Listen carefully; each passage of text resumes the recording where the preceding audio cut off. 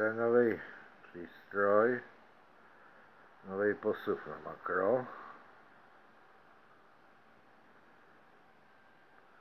Jemný posuv, milimetrový.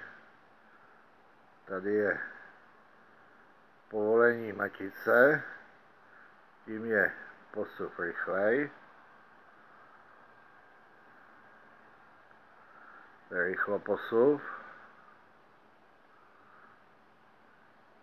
Zpátky se matice zasune do závitu, je levý závit a je jemný milimetrový závit. Funguje to super, je to stabilní, nemá to žádný úle.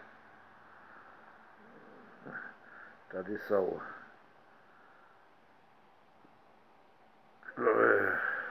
takový knoflíčky, je čtvrt, půl a milimetr posuv. Takže ještě tadyhle se udělá. Také to skočí, to je půl matice, jako je na soustředu.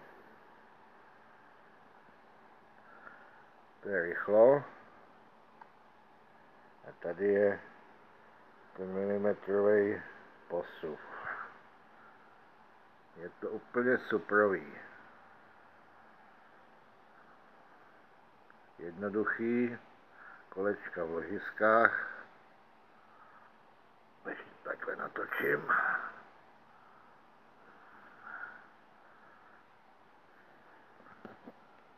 Takže takhle za to a je to rychloposuv.